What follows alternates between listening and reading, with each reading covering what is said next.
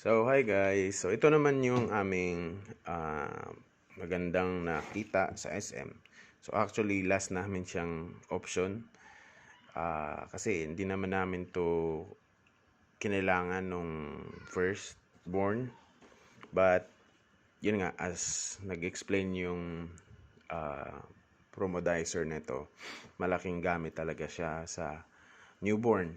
So, ito yung mga gamit niya. Actually, nandito sa picture. So, initan siya ng gatas pag nagtuto ka ng breast milk. So, of course, sa working mom, pag working yung misis nyo or uh, mami, kailangan mag-pump kasi masakit sa dede and kailangan i-store yung milk then pa dede pa inom kay baby. So frozen yung gatas and kailangan siyang i-defrost.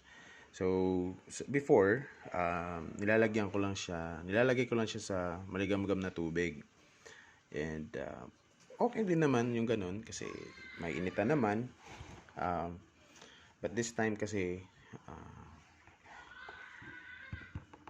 ano siya, all in one na siya. So dito ka na mag-init ng tubig, lalagay ka ng tubig, then tawag nun, meron din siyang mga ibang purpose like yung pag-sterilize ng mga biberon and all that, ng mga gamit ni baby. Tapos pwede ka rin mag-store ng food, initin yung food dito ng baby. So yun, pero ang nakita ko talagang gamit na gamit ito is yung pang sterilize ng mga biberon and yung pag defrost ng mga breast milk. So, yun. Cute naman siya. Ang price niya pala guys ay nasa 2,500 yata. Yeah, 2,000 plus to 2,500. Kasi yung price niya dito ay 2,099.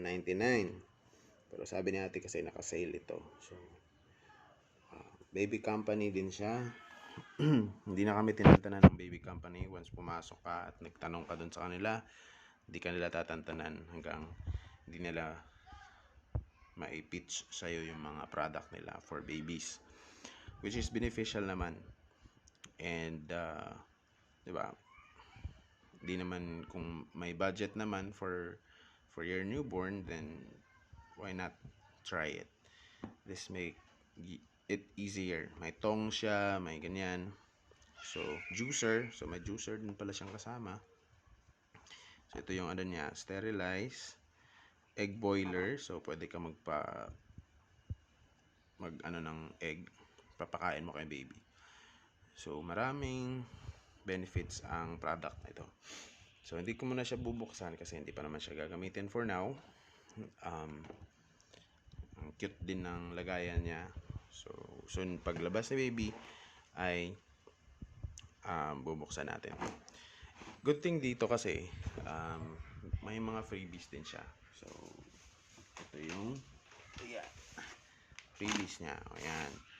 So baby wipes na gamit sa newborn until mag 2 years old yata or 1 year old, and yung sandamukal na cotton buds na gamit din sa bata para sa tenga, sa ilong, panlinis.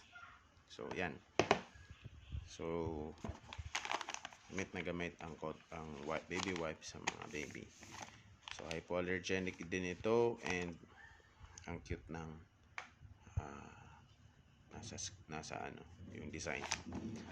So yan, check nyo rin ito. So very helpful siya. For sure may mga online naman na mabibili mga ganito, and which is maganda din naman siguro.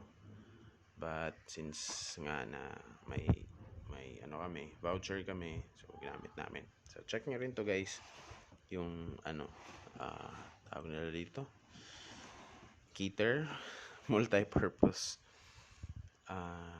heater, multi-purpose rapid steam sterilizer. So yun yung pangalan niya. So yan, yun yung mga products and items na preparation for our little newborn, Halel. So it's not yet final kung Halel talaga, pero kung loobin ng Lord, yun yung papangalan namin kay baby. Pero kung magbibigay si Lord ng ibang pangalan, then babaguhin namin. So, yun.